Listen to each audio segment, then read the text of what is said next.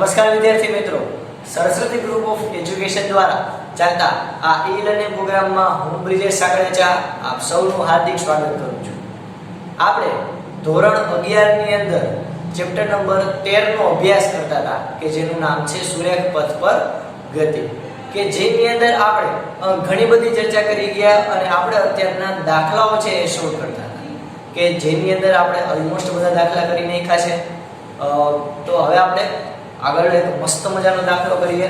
આ ટોપિક ઉપર આપણો અંતિમ દાખલો, ત્યાર પછી આપણે એક છેલ્લો ટોપિક પૂરો કરીએ થિયરી સહિત.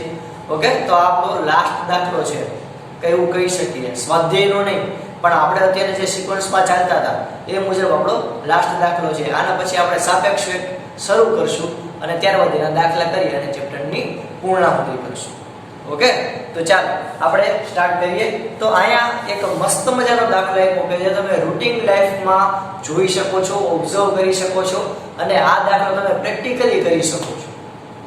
ઓકે, ચાલો આ દાખલાની સ્ટાર્ટ કરીએ એ પહેલા હું તમને એક બ્રીફ આપણે રિવિઝન કરી લઈએ કે કયા કયા સૂત્ર જોયા હતા. તો કે ભાઈ આપણે જોયા હતા અલગ અલગ સૂત્રો. એકને કહેવાય સ્થાનાંતર અને એકને કહેવાય પથ લંબાઈ. સ્થાનાંતર છે એ કેવી રાશિ છે છોકરાઓ? તો કે ભાઈ સ્થાનાંતર છે એ સદિશ રાશિ છે, પથ લંબાઈ છે એ અદિશ રાશિ છે, આપણને બધાને ખબર છે. તો અહીંયા આપણે ઝડપનું સૂત્ર લઈએ, માફ કરશો વેગનું સૂત્ર લઈએ. તો વેગ બરાબર થાય સ્થાનાંતરના છેદમાં સમય, જ્યારે ઝડપનું સૂત્ર થાય પથ લંબાઈના છેદમાં સમય. આમાં પણ આપણે જોયું કે આવી રીતે હોય છે કે v સરેરાશ એટલે કે v એવરેજ તમને કેવી રીતે મળશે? તો કે x2 x1 એના છેદમાં t2 t1, એટલે કે તમે આને આમ પણ દર્શાવી શકો ડેલ્ટા x ના છેદમાં ડેલ્ટા t. ઢાળનું સૂત્ર જોઈએ હતા, ઢાળ એટલે કે tan θ, એટલે કે y/x આપણા આલેખ મુજબ. તો y/x એટલે આપણે અહીં કહી શકતા હતા કે આને આપણે કહીશું dx/dt. ઓકે, v વિરુદ્ધ t ના આલેખમાં ખાસ યાદ રાખવાનું. તો v વિરુદ્ધ t નો આલેખ હોય એટલે કે આપણે આવી રીતે કોઈ આલેખ દોરીએ અને t હોય અને અહીંયા v ઝડપ હોય. તો ઝડપ અને સમયનો જે આલેખ હશે એની અંદર જે ઢાળ જે છે એ કેનું મૂલ્ય દર્શાવશે? તો કે ઢાળ દ્વારા તમે dx/dt શોધી શકશો, એટલે કોઈ પણ બિંદુએ તમે એ પદાર્થની ઝડપ શોધી શકશો. ક્લિયર? તો આ આપણે ભણ્યા હતા તત્કાલીન વેગમાં, આને કહેવાય તત્કાલીન વેગ અને આને કહેવાય સરેરાશ વેગ એટલે કે એવરેજ વેલોસિટી. આની અંદર આપણે એ પણ જોયું હતું કે માની લો કોઈ પણ ગ્રાફ દોરું તો એના દ્વારા જે ક્ષેત્રફળ ઘેરાય છે એના દ્વારા જેટલું પણ ક્ષેત્રફળ ઘેરાય, ફોર એક્ઝામ્પલ મેં આવી રીતે કોઈ ગ્રાફ દોર્યો અહીંયા આ બિંદુ સુધી, તો આના દ્વારા જો આટલું ક્ષેત્રફળ ઘેરાણું, તો આ ઘેરાતું ક્ષેત્રફળ કેનું મૂલ્ય આપશે? તો કે આપણે યાદ રાખો મેં એવું શીખવાડ્યું હતું મેં કીધું v વિરુદ્ધ t નો આલેખ હોય તો ઘેરાતું ક્ષેત્રફળ એ કેનું મૂલ્ય આપશે? તો કે v વિરુદ્ધ t ની અંદર ઘેરાતું ક્ષેત્રફળ છે એ સ્થાનાંતરનું મૂલ્ય આપશે. ત્યારબાદ આપણે એવું પણ જોયું હતું કે a વિરુદ્ધ t નો આલેખ હોય, અહીંયા હું ખાલી બદલાવી અને પ્રવેગ કરી નાખું a, તો a વિરુદ્ધ t નો આલેખ હશે તો ઘેરાતું ક્ષેત્રફળ એ કેનું મૂલ્ય આપશે? તો કે ઘેરાતું ક્ષેત્રફળ યાદ કરો આ a અને t છે. Very good. ઘેરાતું ક્ષેત્રફળ છે એ વેગનું મૂલ્ય આપશે. ઓકે, અહીંયા આપણે એક પ્રયોગ આપણી પાસે આવ્યો તો આને લોકલાગણીને ધ્યાનમાં રાખી આપણે પ્રયોગ પણ ધ્યાનમાં લઈ લઈએ. તો પ્રયોગનું સૂત્ર પ્રયોગ બરાબર v/t એટલે કે vt મેં એવું યાદ રખાયું હતું. v/t એટલે વેગના છેદમાં સમય. પ્રવેગના પણ બે પ્રકાર હતા, ક્યાં તો કે સાદો અને ફરાળી. ના, એવું કંઈ નથી. એનો હતું એક સરેરાશ પ્રવેગ. સરેરાશ પ્રવેગ એટલે તો કે v2 v1 એના છેદમાં t2 t1. અને આપણે જોયું હતું એ યાદ કરો તત્કાલીન એટલે કે ઇન્સ્ટન્ટેનિયસ એટલે કે તત્કાલીન પ્રવેગ જેનું મૂલ્ય કેટલું હતું? dv/dt. t ઠેડાઈ ગયો છે થોડો, dt. ઓકે, તો આપણે આટલા સૂત્ર જોયા હતા. આ સિવાય આપણે રિવિઝન કરવું છે તો ફટાફટ એક કરી નાખીએ કે ગતિના ત્રણ સમીકરણ જોયા હતા. ગતિના સમીકરણ કયા? તો કે નિયમિત પ્રવેગી. કેવી? તો કે નિયમિત પ્રવેગી ગતિના સમીકરણ. ઓકે, કયા સૂત્ર છે? તો v બરાબર v0 at. બીજું તો કે v2 v0 2 2ax. અને ત્રીજું તો કે s અથવા તો x એટલે કે અંતર બરાબર v0t + 1/2 at². અહીંયા આપણે પણ જોયું હતું કે મુક્ત પતન કરતો પદાર્થ હોય, મુક્ત પતન કરતા પદાર્થ માટે, મુક્ત પતન કરતા પદાર્થ માટેનું આપણે સૂત્ર જોયું હતું કે v બરાબર gt. પણ ગુરુત્વાકર્ષણની દિશામાં એટલે આ દિશા કેવી આવશે? માઈનસ. જો ગુરુત્વ પ્રવેગની દિશા માઈનસ લઈએ તો પછી બીજું સૂત્ર જોયું હતું કે v² પણ નહીં પણ v02 2ax એટલે કે અહીંયા a ની જગ્યાએ આવી જશે g. પણ જો આ રૂટ કાઢવું એટલે કે v0 નું મૂલ્ય મળશે √2gx અને x નું મૂલ્ય કેટલું મળશે? તો કે -1/2 gt². આ મુક્ત પતન કરતા પદાર્થ માટેના સૂત્ર છે. ઓકે, તો આપણે આખા ચેપ્ટરમાં અત્યાર સુધી અહીંયા સુધી જોયું છે. ઓકે, જે કોઈને ફટાફટ યાદ કરવું હોય તો ફટાફટ 1 મિનિટ અને ફટાફટ બધે જોઈ લ્યો. આપણે આટલા સૂત્ર ભણેલા.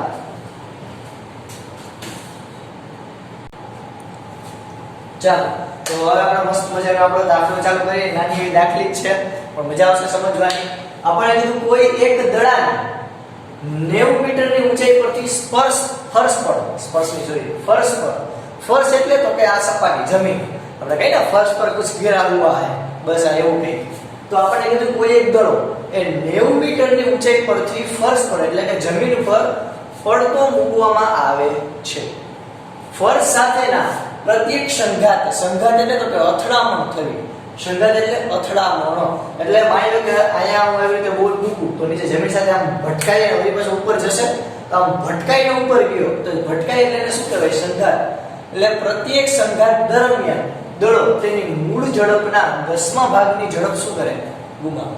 એટલે કે માની લો કે હું આવી રીતે કોઈ સપાટી કહું, જો સમજો આવી રીતે મારી પાસે કોઈ સપાટી છે, તો આ સપાટી પર કોઈ બોલને હું આવી રીતે આમ મૂકીશ તો બોલ આમ પડશે, પછી તો કે વળી ઉપર જશે, વળી પડશે, વળી ઉપર જશે, પડશે, ઉપર ચડશે, વળી પડશે.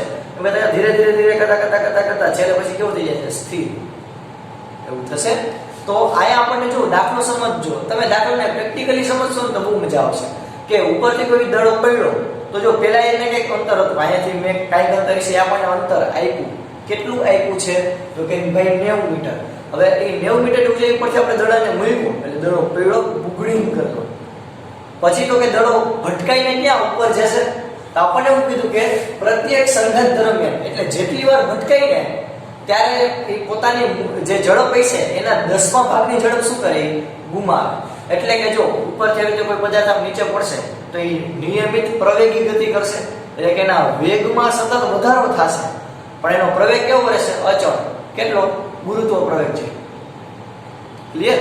તો ઉપરથી કોઈ પદાર્થ નીચે પડશે તેનો વેગ સતત વધશે. હવે ભટકાણો ઈ પોઈન્ટ આયા દડો ઉપર જેમ નીચે આવ્યો અને ભટકાણો ઈ પોઈન્ટ આગળ જેટલો એની ઝડપ હશે એની ઝડપનો 10મા ભાગની ઝડપ એ ગુમાવે અને પછી ત્યાંથી ફરી પાછો ઉપર ચડશે. હવે ઉદ્દેશમાં છે કે અહીંયાથી કોઈ વસ્તુને ઘા કરી હોય નીચે આ ભટકાઈ વળી પાછી એટલી ઉપર તો ચડશે ને કરતા થોડી કેવી આવશે? નીચે. પછી નીચે. એટલે જો મારે બોર્ડ પર તમને થોડુંક સમજાવવાનો પ્રયત્ન કરું કે અહીંયા મારી પાસે બોલ છે આટલી ઊંચાઈ ઉપરથી, મેં એ બોલને ઘા કર્યો. આ ઊંચાઈ ઉપરથી મેં બોલને શું કર્યો? ઘા કર્યો. તો બોલ આવી રીતે નીચે આવે છે એટલે કે અહીંયા આપણે ક્યાં લઈ લીધું? જો આની બોલ નીચે આવ્યો. હવે અહીંયા ભટકાશે જેવો બોલ એટલે પોતા ભટકાણો એટલે એક સંઘાત થયો. તો આ એક સંઘાત દરમિયાન પોતાની મૂળ ઝડપના 10મા ભાગની ઝડપ શું કરે? ગુમાવે. એટલે આ જેટલી ઝડપ હશે એની 10મા ભાગની ઝડપ એ ગુમાવશે અને ફરી પાછી દડો ક્યાં આવશે? ઉપર જશે. અહીંયા સુધી ઉપર લગી તો પહોંચીને વળી પાછો નીચે આવશે, વળી ભટકાશે, વળી ઉપર જશે, વળી ભટકાશે, વળી ઉપર જશે. એમ કરતા એક સમય આવશે કે ધીરે ધીરે ભટકાઈને છેલ્લે સ્થિર થઈ જશે. પણ હું એક જ દિશામાં દર્શાવું તો તમે બધા કન્ફ્યુઝ થઈ જાવ કે સાહેબ આટલા બધા બોલ એક જ રેખામાં કેમ નહીં? એટલે આપણી સરળતા ખાતર આપણે આવી મસ્ત મજાની આકૃતિ દોરી કે આ કોઈ એક બોલ છે, કે બોલ જે છે એ 90 મીટરની ઊંચાઈ કેટલી 90 મીટરની ઊંચાઈ પરથી પડે છે અને અહીંયા આપણી જમીન છે આ જમીન ઉપર ભટકાય છે એટલે આટલું ક્લિયર છે હવે તો કાયાથી ફરી પાછો ભટકાય અને એ ક્યાં જાય છે ઉપર ક્યાં તો કે થોડુંક ઊંચાઈ ઉપર વળી ત્યાંથી આવશે ક્યાં બુગડી કરતો વળી નીચે તો વળી નીચે આવશે તો વળી અહીંથી આપણે એક જ આકૃતિ દોરવી પડશે વળી અહીંથી ભટકાય અને વળી પાછો ક્યાં જશે ઉપર હવે પેલા કરતા કેવું આવશે ઓછું વળી અહીં ઉપર ચડી વળી ભટકાય અને નીચે આવશે પેલા આટલું ક્લિયર થયું તો આવી કઈક બોલની પોઝિશન કઈક આવી રીતે થઈ તમે સમજો તો જો પેલા બોલ અહીંયા હતો ભટકાઈ નીચે આવ્યો વળી બોલ ઉપર ગયો ઉપરથી ઉપર જશે તો ગુરુત્વાકર્ષણ બળ બોલો ચાલે ભાઈ નીચે આવો વળી પાછો નીચે આવશે તો આ નીચે આવ્યો વળી પાછો અહીંયા ભટકાઈ વળી પાછો ક્યાં ગયો ઉપર વળી નીચે વળી એમાં કરતા પછી સ્થિર થઈ જશે તો આવી કઈક આપણને પ્રક્રિયા એવી છે અહીંયા આપણને એની ઊંચાઈ કીધી છે 90 મીટર ઓકે ચાલો હવે બોલને મેં શરૂઆતમાં પકડેલો હશે ત્યારે એનો વેગ v કેટલો હશે v0 તો કે 0 આ પર્ટીક્યુલર કિસ્સા માટે ઓકે પહેલા આટલું ક્લિયર થયું ગુરુત્વ પ્રવેગ કેટલો રાખતો હશે તો કે g જેટલો એટલે કે 9.8 આપણે કહી શકીએ ગુરુત્વ પ્રવેગ લાગતો હશે મીટર પ્રતિ સેકન્ડ સ્ક્વેર નીચેની બાજુ તો આયા આપણે પહેલા તો કઈ કઈ વસ્તુ આપી છે તો કે જો આપણને આટલી વસ્તુ આપી છે શું તો કે અહીં આન્સર પહેલા લખી નાખીએ સમજો છોકરા બહુ મજાનો ક્વેશ્ચન છે અહીં પ્રારંભિક ઝડપ અહીં પ્રારંભિક ઝડપ એટલે કે v0 કેટલી થશે 0 મીટર પ્રતિ સેકન્ડ હું તમને કીધું એ જ પ્રમાણે પછી તો કે અંતર કેટલું છે તો કે આપણને આપ્યું છે 90 મીટર દડાની ઊંચાઈ હવે ત્યાંથી દડાને પહેલા નીચે પાડવામાં આવે તો આ બિંદુએ દડાનો વેગ ગોતવો પડે કારણ કે જો તમને આ બિંદુએ દડાનો વેગ મળશે તો તમને ખબર પડશે કે અહીંયાથી 10નો ભાગ એટલે કે ઉપર જતા વખતે બીજી વાર ઉપર જઈ દો તો ત્યારે એનો વેગ કેટલો ઘટ્યો તો જો સમજો તો અહીંયા આપણે સ્ટાર્ટ કરીએ સૌથી પહેલા બ્લુ માર્કરથી આપણે દર્શાવીએ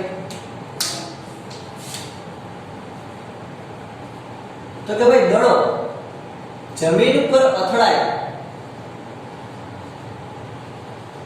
દડો જમીન ઉપર અથડાય હું આ બધી આગળ અત્યારના પહેલા ભૂસી નાખું છું નકર યુ આર વેરી કન્ફ્યુઝ પછી આપણે આ દોરશું આમ લાઈન બાય લાઈન આપણે દોરતા જઈએ પહેલા આપણે આ આકૃતિ ધ્યાનમાં લઈએ કોઈ બોલ છે બોલને આપણે નીચે ઘા કર્યો તો 90 મીટર ઊંચાઈથી ઘા કરી તો નીચે ગુરુત્વ પ્રવેગ લાગશે તો દડો ક્યાં જશે બૂમ કરતો નીચે તો દડો જમીન ઉપર અથડાય એ સમયે તેનો વેગ v1 હોય તો એટલે કે બોલ જે છે એના શરૂઆતનો વેગ હતો એટલે કે પ્રારંભિક વેગ હતો 0 નીચે ભટકાય ત્યારે આ બિંદુએ એટલે કે આ બિંદુએ એનો વેગ જે છે એને કહે આપણે v1 એટલે v1 જેટલી ઝડપથી નીચે ભટકાવ તો આના માટેનું આપણે સૂત્ર શું કહી શકીએ વિદ્યાર્થી મિત્રો તો કે ભાઈ આના માટેનું સૂત્ર આપણી પાસે ત્રણ સૂત્ર છે કયા તો કે જો v1 નો સ્ક્વેર v0 નો સ્ક્વેર = 2ax બીજું સૂત્ર કે x v0t + 1/2 gt નો સ્ક્વેર ત્રીજું અહીંયા આપણે g કરી નાખીએ ત્રીજું તો ભાઈ ત્રીજું છે v v0 + at હવે આમાં જો આપણને અહીંયા શું આપ્યું તો કે અંતર આપ્યું છે અને પ્રારંભિક વેગ આપ્યો તો અંતર અને પ્રારંભિક વેગ આપ્યું હોય તો અંતર વાળા પહેલા તો જો બે સૂત્ર છે આ અને આ બેમાં અંતર આપ્યું છે હવે બેમાં પ્રારંભિક વેગ આપ્યો હોય એવા પાછા બે છે આપણે શોધવાનું શું એ ભૂલવાનું નહીં વરરાજો કોણ છે તો કે v1 તો v1 કેમાં છે તો કે આમાં તો કે v1 છે જ નહીં આપણા માટે કયું ઇક્વેશન કામ આ તો આપણે લખી કાઢીએ તો અહીંયા આપણે લખશું કે v1 નો સ્ક્વેર માઈનસ v0 નો square is equal to 2gh. ચાલો આના ઉપરથી આ v0 તો કેવો છે શૂન્ય, તો v1 નો square is equal to 2gh. તો માથે આપણે છાપરું નાખી દઈએ એટલે v1 બરાબર અંડર 2gh. 29h નથી, ઓકે ભાઈ ઘણા 29h સાહેબ 29h નથી 2gh. કિંમત મૂકી તો અંડર 2 ગુણ્યા g એટલે 9.8 ગુણ્યા ઊંચાઈ 9. કરો જે તમારી કેસી માં શું જવાબ આવે છે જો. તો આના ઉપરથી આપણે કહી શકશું કે v1 બરાબર 42 મીટર પ્રતિ સેકન્ડ. તો અહીંયા આપણને આપણો એક આન્સર મળ્યો v1 બરાબર 42 મીટર પ્રતિ સેકન્ડ. તો અહીંયા આપણને ઝડપ મળી કે આ બિંદુએ એ બોલની ઝડપ કેટલી છે આ પર્ટિક્યુલર બિંદુએ, તો કે 42 મીટર પ્રતિ સેકન્ડ. હવે તો કે જો બોલ અહીંયા આમ જો ઉપરથી આમ નીચે પડ્યો બોલ પછી ભટકાય પછી પાછો ક્યાં જશે ઉપર જશે. હવે આટલી ઊંચાઈ તો નહીં ધારણ કરી શકે તો એ થોડોક નીચે રહેશે. સમજાયો ને શું કહું છું? અહીંથી કોઈ બોલને આપણે ઘા કર્યો તો ભટકાય ઉપર જશે પણ આટલું ઉપર તો નહીં જઈ શકે, થોડોક નીચે આવશે. તો આપણે જો થોડોક નીચે પણ આની માથે નથી દોરું, થોડુંક અહીંયા દોરું, થોડોક નીચે આવ્યો અહીંયાથી ભટકાય અને બોલ પાછો ઉપર ગયો અને અહીંયા સુધી પહોંચ્યું. આપણે એવું લઈ તો જો અહીંયા એની ઝડપ કેટલી હતી 42 મીટર પ્રતિ સેકન્ડ જ હતી આ બિંદુએ. હવે આપણને એવું કીધું કે જેવો સંઘાત થાય એટલે કે બોલ ઉપર જ્યાં ભટકાય એટલે ભટકાશે એટલે એની 10મા ભાગની ઝડપ શું કરશે ગુમાવશે. તો 10મા ભાગની ઝડપ ગુમાવશે તો અહીંયા આપણે ઝડપને કીધું હતું v1, આ ઉપર જાય છે એ ઝડપને મારે શું કહેવું પડશે v2. તો v2 એટલે તો કે v2 એટલે હું શું કહી શકું તો કે v2 એટલે આપણે અહીં લખીએ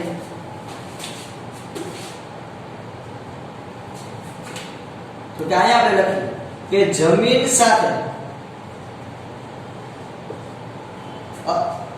પ્રથમવાર અથડામણ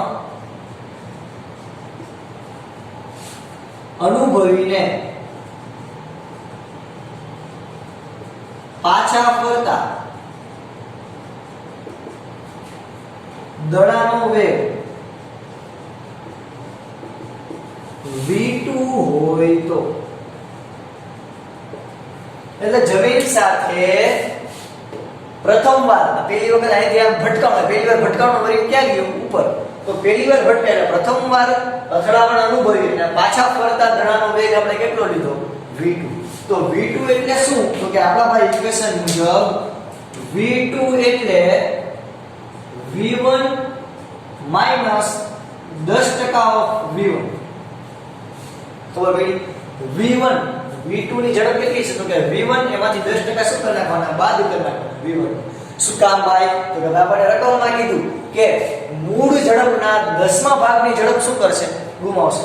તો મૂળ ઝડપની 10મા ભાગની ઝડપ ગુમાવશે એટલે કે મૂળ ઝડપ આપણે કેટલી હતી 42, 10મા ભાગની ઝડપ 42 ના 10% કેટલા થાય 0, 4.2. તો આપણને v2 કેટલું મળ્યું v2 તો કે ભાઈ આપણને ઉપર જતા દડાનો વેગ મળ્યો v2 37.8 મીટર પ્રતિ સેકન્ડ. કેટલો 37.8 મીટર પ્રતિ સેકન્ડ. આને આપણે મસ્ત મજાનું બોક્સ કરી દઈએ. આનો મીનિંગ શું થાય છોકરાઓ તો કે ભાઈ આનો મીનિંગ કેવો થાય કે કોઈ બોલ ઉપર જાય છે તો ત્યારે એનો વેગ કેટલો છે તો કે ત્યારે એનો વેગ છે 37.8 મીટર પ્રતિ સેકન્ડ. બોલ ઉપર જાય ત્યારે એનો વેગ કેટલો 37.8 મીટર પ્રતિ સેકન્ડ. હવે તો કે ઇક્વલ ટુ ઉપર ગયો ઉપર ગયો ઉપર ગયો. હવે આ એક વસ્તુ બીજી એક આપણે જોઈ શું તો કે આપણે અહીંયા આલેખ દોરવાનો છે. આપણો મેઈન એજન્ડા એવો છે કે 0 થી 12 સેકન્ડ માટે ઝડપ અને સમયનો આલેખ દોરવાનો. તો પહેલા તો ઉપરથી અહીં નીચે આવવા માટે કેટલી ઝડપ લાગે એ ગોતવું પડે. તો આપણે અહીંયા એ લખીએ કે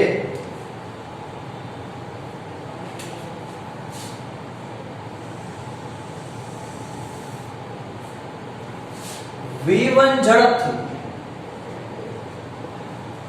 દડાને નીચે આવવા લાગતો સમય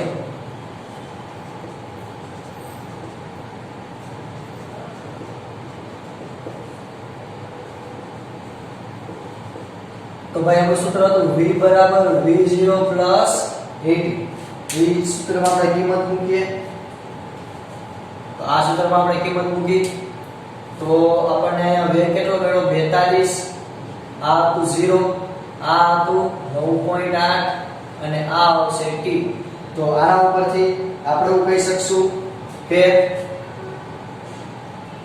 t બરાબર તમને મળશે 4.28 સેકન્ડ કેટલું t1 કેટલું 4.28 સેકન્ડ તો આને આપણે મસ્ત મજાના માર્કરથી કરી લઈએ શણગાર કરી લઈએ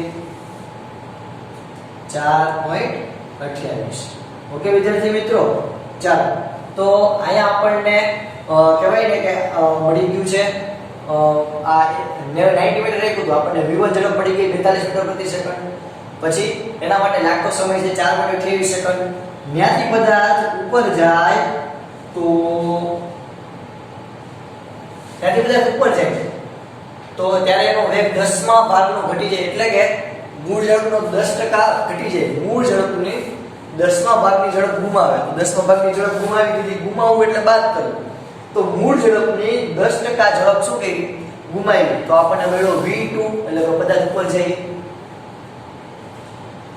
હવે કોઈ પદાર્થ જેટલી ઝડપથી ઉપર જાય એટલી ઝડપથી ક્યાં આવે નીચે આવે કોઈ પદાર્થ જેટલી ઝડપથી ઉપર જાય એટલી ઝડપથી નીચે આવે તો જેટલું v2 હોય છે એટલું જ શું થશે v3 એટલે કે એ બોલ જે છે એ આ ઉપરથી હવે આપણી જો ત્રીજી આકૃતિ આ આપણી પહેલી આકૃતિ આ આપણી બીજી આકૃતિ આ આપણી ત્રીજી આકૃતિ બોલ માટે તો હવે જો બોલ અહીંયા આવી ગયો ઉપર તો ઉપર ગુરુત્વાકર્ષણ બળ લાગશે એ બોલ ભગ કરતો નીચે આવશે આની જેમ અને અહીંયા પહોંચશે એટલે કે બીજો સંઘાત અનુભવશે તો ઉપરથી નીચે આવે તો નીચેથી ઉપર જવા માટે 37.8 મીટર પ્રતિ સેકન્ડની ઝડપ હતી ઉપરથી નીચે આવવા માટે પણ એટલી ઝડપ લાગે એમાંય ખબર ન પડે તો આપણે સાબિત કરીએ કે સમજો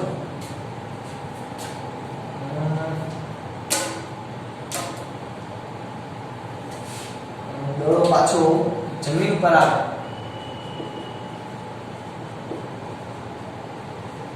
દડો પાછો જમીન પર v3 વેગથી આવે તો ઉપરથી નીચે આવ્યો દડો v1 વેગથી નીચેથી ઉપર આવ્યો v2 વેગથી વળી ઉપરથી નીચે આવ્યો v3 વેગથી તો v3 વેગથી કોઈ દડો ઉપરથી નીચે આવે તો થતું સ્થાનાંતર કેવું થયું થતું સ્થાનાંતર શૂન્ય અહીંયાથી બોલ ઉપર ગયો ત્યાંથી વળી પાછો નીચે આવી ગયો પોતાના મૂળ પોઝિશન પર આવી ગયો તેનું સ્થાનાંતર કેવું થઈ ગયું શૂન્ય ઓકે ક્લિયર થાય તો અહીંયા આપણે શું લખી શકીએ તો કે જો અહીંયા આપણે એવું લખી શકીએ કે થતું સ્થાનાંતર શૂન્ય હોય તો v3 નો સ્ક્વેર માઈનસ v2 નો square is equal to 2gx x એટલે થતું સ્થાનાંતર તો સ્થાનાંતર કેટલું છે શૂન્ય અહીંયા હું શું મૂકું શૂન્ય તો થશે v3 નો સ્ક્વેર માઈનસ v2 નો સ્ક્વેર 2 ગુણ્યા g ગુણ્યા 0 આખું પદ કેવું થઈ જશે મિત્રો શૂન્ય તો અહીંયા આપણને શું મળ્યું તો અહીંયા આપણને મળ્યું v3 નો સ્ક્વેર માઈનસ v2 નો સ્ક્વેર ઇઝ ઇક્વલ ટુ 0 આ માઈનસ છે બરાબર બધી બાજુ ઉદાસી થઈ ગયા તો પ્લસ તો v3 બરાબર v2 અરે યાર આપણે એ તો જોતું હતું કે સાબિત થઈ ગયું તમે હવે કોમન સેન્સ વાપરો તોય ખબર પડી જાય અને આ આપણે થિયરીથી સાબિત કર્યું કે કોઈ બધા નીચેથી ઉપર જેટલા ઝડપથી જાય એટલી ઝડપથી ઉપરથી નીચે આવે ઓકે તો v3 બરાબર v2 આટલું પહેલા ક્લિયર છે ચાલો તો હવે આના માટે લાગતો સમય પણ આપણે ગોતી લઈએ કે બે ક્રમિક અથડામણ વચ્ચેનો સમયગાળો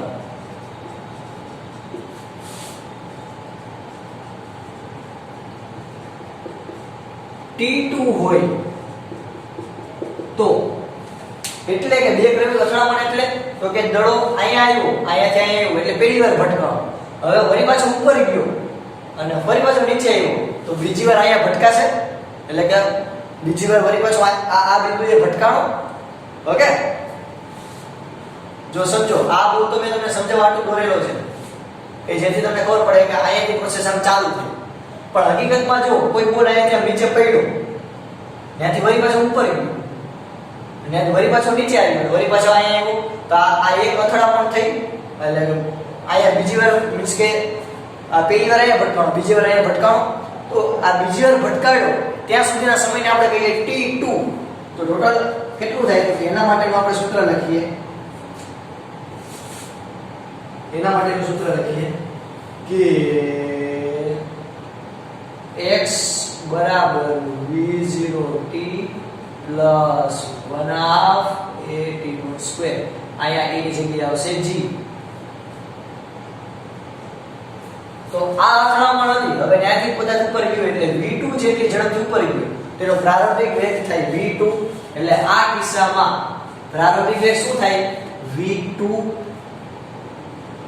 ઉપર ગયો વળી નીચે આવ્યો ત્યારે એનો વેગ કેટલો હતો v3 પણ અહીંયા અંતિમ વેગ ધ્યાનમાં લેવાનો નથી તો આ આટલી અથડામણ થાય અહીંયાથી બધા ઉપર ગયો ત્યાંથી નીચે આવ્યો એટલે ટોટલ સ્થળાંતર કેટલું કર્યું શૂન્યનું જ્યાં આ ઉપર ગયો તો ત્યાં પાછો આવી ગયો એટલે કે એનું મૂળ સ્થળાંતર કેવું થઈ ગયું શૂન્ય જ્યાંથી પદાર્થ જ્યાંથી બોલ આમ ઉપર ગયો ત્યાંથી બોલ વળી પાછો ક્યાં ગયો નીચે આવી ગયો એટલે થતું સ્થળાંતર શૂન્ય તો આવશે v2t plus 1/2 gt² તો થાય હવે આપણે આમાં જસ્ટ કિંમત મૂકીએ તો v2 એટલે કે v2 એટલે આપણી પાસે છે 37.8 g એટલે તો કે આને g એટલે લખી ગુણ્યા 9.8 ગુણ્યા t².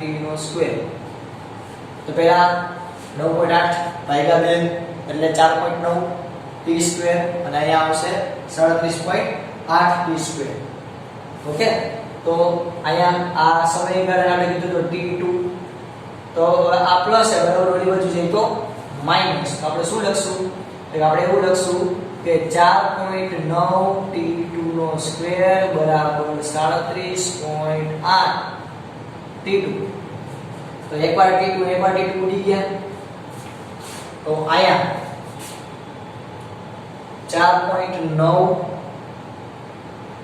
સોરી અહીંયા આપણી પાસે છે શું મળ્યું તો કે 4.9 ભર્યું આપણે જગ્યા વધારે જોશે એટલે આપણે કરી નાખીએ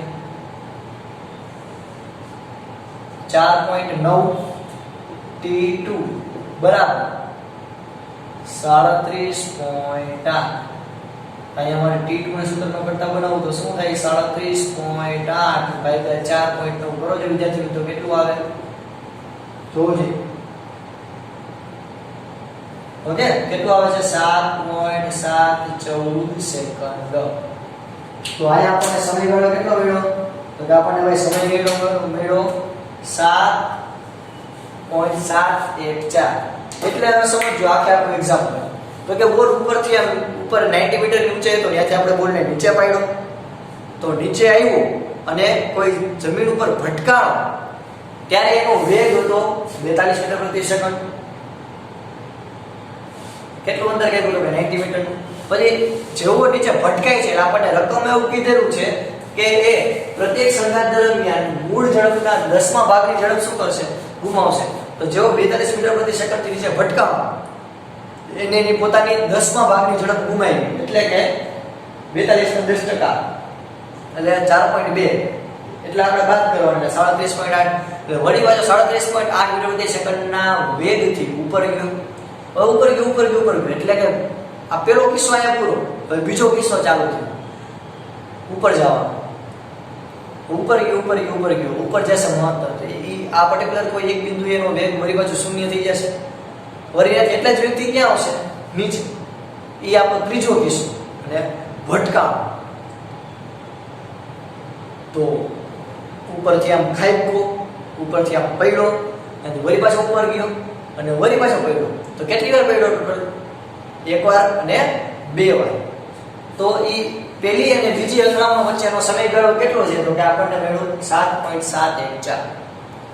તો અહીંયા 7.714 અને બીજો સમય મળ્યો તો 4.28. તમે બેનો સરવાળો કરો જોઈએ કેટલું 12 સેકન્ડ થઈ જાય છે.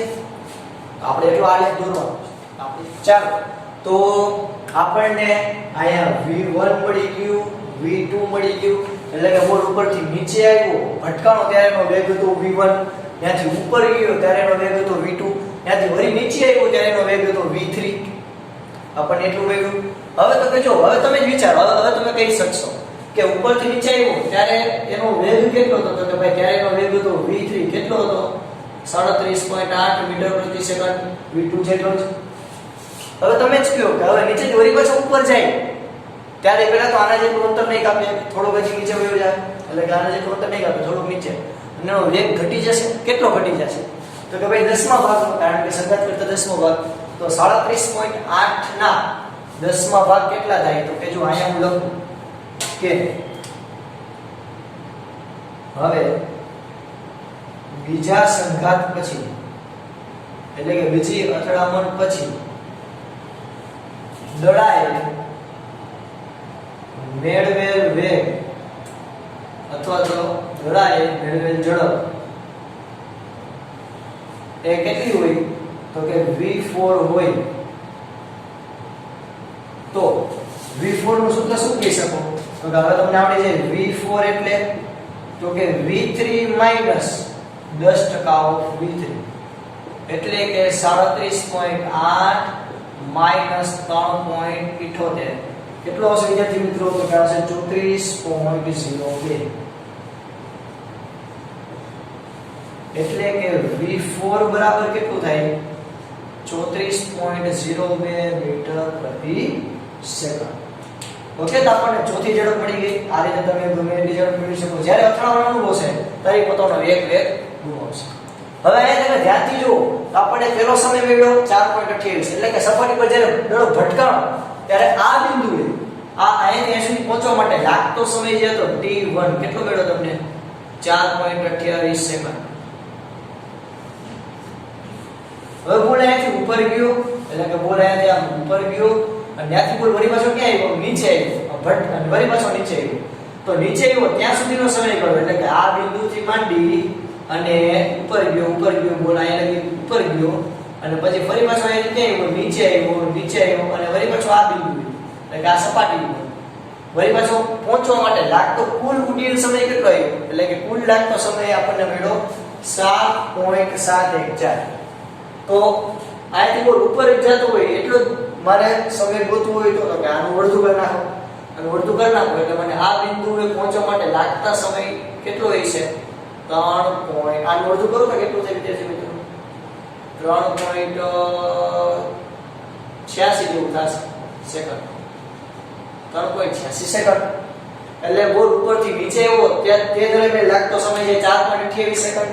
વળી ઉપર ગયો અને ઉપર ગયો મહત્તમ ઊંચાઈ ગયો જ્યારે એનો વેગ શૂન્ય થઈ ગયો ત્યારે એટલું પહોંચવા માટે લાગતો સમય 3.86.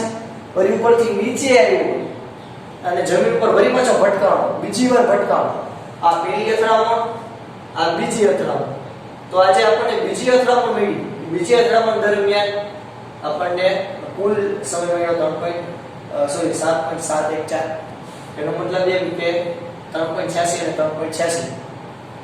હવે બોલ વળી પાછો ઉપર જાય એટલે કે v4 આપણને કેટલા મળ્યા? તો કે વળી પાછો ઉપર જાય તેના માટેનો વેગ છે 34.02 મીટર પ્રતિ સેકન્ડ. લખી નાખો. ઓકે, બહુ સારી રીતે લખતો નથી.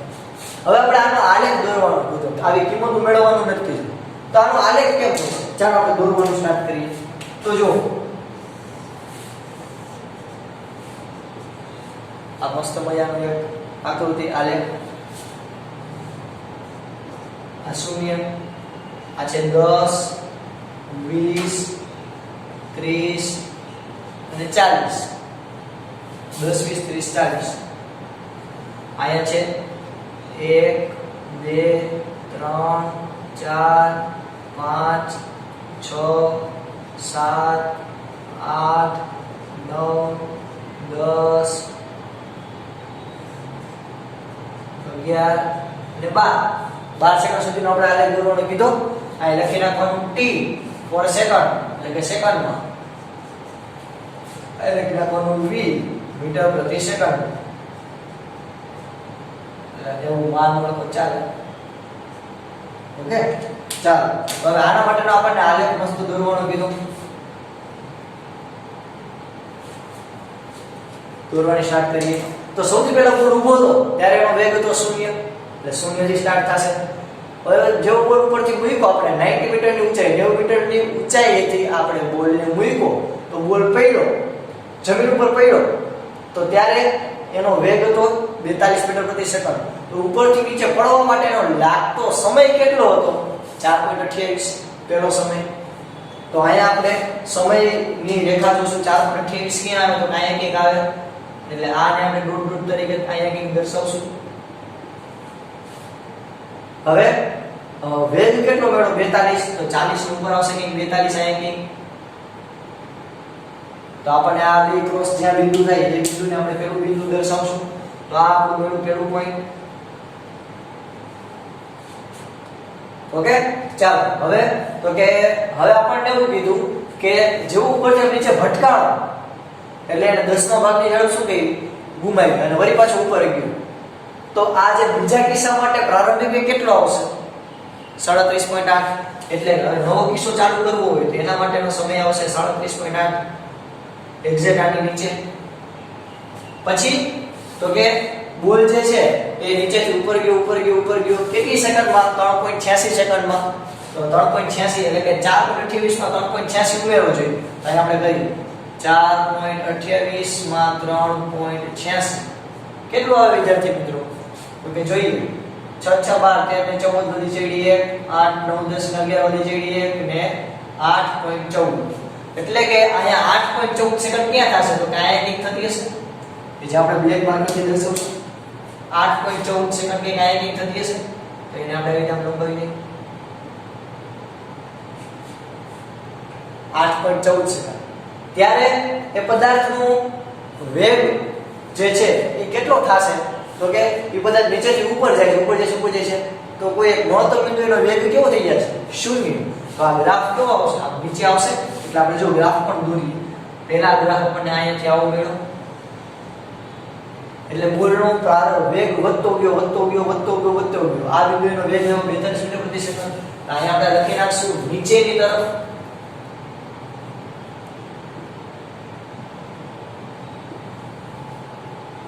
હવે બોલ જે છે 10 ભાગની ઝડપ ગુમાવી એ જ સેકન્ડે ભટકાણો એટલે પછી ફરી પાછો નીચે ગયો એટલે કે સોરી પછી ઉપર ગયો અને આ બિંદુએ એનો વેગ કેવો થઈ ગયો?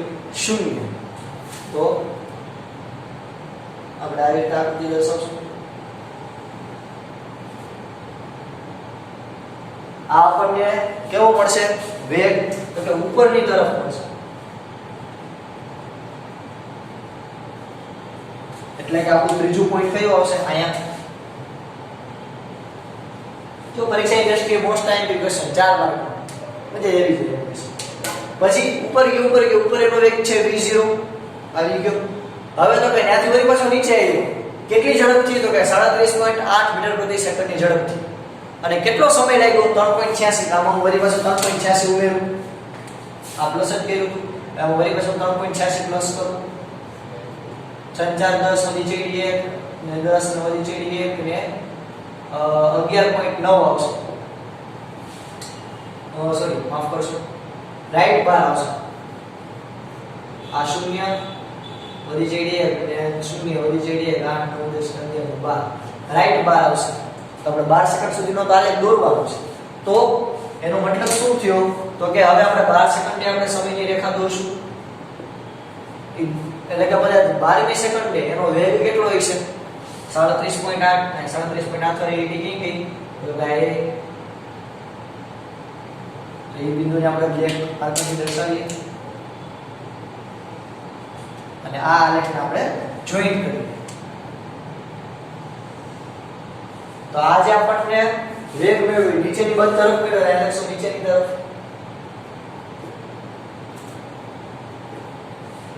હવે પદાર્થ જે છે એ 10મા ભાગની વેગ ગુમાવે એટલે કે 10મા ભાગનો વેગ ગુમાવે વળી ઉપર ચડશે કેટલી ઝડપથી તો કે 34.02 મીટર પ્રતિ સેકન્ડ ઘટની ઝડપ તો અહીંયા આપણે આપી લખી શકીએ જે આગળ કરવું અહીંયા આપણો દાખલો પૂરો થઈ ગયો પછી એક્સ્ટ્રા તમને કહીએ તો 34.2 કે આવતું હશે તો આટલી ઝડપ ગુમાવશે તો અહીંયા આપણને વેગ કેટલો મળ્યો અહીંયા આપણો વેગ v1 મળ્યો 42 મીટર પ્રતિ સેકન્ડ અહીંયા આપણો વેગ મળ્યો v2 બરાબર 37.8 મીટર પ્રતિ સેકન્ડ ઓકે પછી તો કે અહીંયા વેગ 0 થઈ ગયો અને અહીંયા વળી પાછો વેગ કેટલો આવ્યો 37.08 અને અહીંયા આપણને વેગ મળ્યો આપણે રકમ મુજબ v3 37.8 મીટર પ્રતિ સેકન્ડ હવે આ આપણો અહીંયા આ બિંદુ આપણે જે દર્શાવ્યું એ બિંદુને હું જો રેડ માર્કરથી દર્શાવું આ આપણો થઈ જાય v4 ગણતરી કાઢી નાખું આપણો થઈ જાય v4 થાય 34.02 મીટર પ્રતિ સેકન્ડ તો કે આ રીતે આપણો આલેખ મળતો જાય તો હજી એકવાર આપણે બ્રીફ રિવિઝન કરીએ ફટાફટ કે આપણો આલેખમાં આપણને શું કીધું કે એક બોલ હોય ઉપરથી બોલિંગ કરતો નીચે પડે અને ઉપર જાય વળી નીચે પડે વળી ઉપર જાય તો જ્યારે નીચે પડે એટલે એને એક સંઘાત દરમિયાન પોતાની 10મા ભાગની ઝડપ ગુમાવે તો આપણે પહેલા તો વેગ ગોઈતો તો કે પહેલા ભટકાયનો વેગ છે 42 મીટર પ્રતિ સેકન્ડ ત્યારબાદ તો કે આપણે આના ઉપરથી એનો સમય મેળવી લઈએ t તો કે ઉપરથી નીચે પહોંચવા માટે લાગતો સમય છે 4.23 સેકન્ડ પછી ફરી પાછો ઉપર જાય તો ઉપર જવા માટે તો કે જેવો ભટકાય 10% પોતાનો વેગ ગુમાવે તો 10% વેગ ઝડપ ગુમાવીને કે તે 37.8 ઉપર ગયો ઉપર જાય ઉપર જાય આ બિંદુનું સ્થાનાંતર સોરી વેગ 0 વળી ઉપરથી નીચે આવે તો જ્યાંથી ગયો તો ત્યાં પાછો આવી ગયો તો ત્યારે એનો સ્થાનાંતર થાય 0 આ ઉપર જાય પડે v3 બરાબર v2 મળશે અને અહીંયાથી ઉપર ગયો ત્યાંથી ફરી પાછો નીચે આવ્યો તો એ આખા સમયને આપણે કઈ t2 સમય તો અહીંયા આપણને મળશે 7.714 એના ભાગ્યા 2 કરીએ એટલે મને ઉપર જાય તે 3.86 સેકન્ડ નીચે જાય તો 3.86 સેકન્ડ એવી રીતે મળી જશે વળી પાછો જો ઉપર જાય તો પોતાની 10% વેગ ગુમાવે એટલે 34.02 હવે ક્લિયર થયો દાખલો ઓકે તો આ આલેખ મસ્ત મજાનો દોરવાનો આ તમારો ફાઇનલ આન્સર ત્યાં સુધી ક્લિયર થાય તો આ બધો આખો દાખલો તમારે તમારી બાકી બુકમાં એકવાર અને રફ બુકમાં એકવાર લખવાનો છે ઓકે વિદ્યાર્થી મિત્રો જય ભારત જય હિન્દ ચાલો લખી નાખો બધા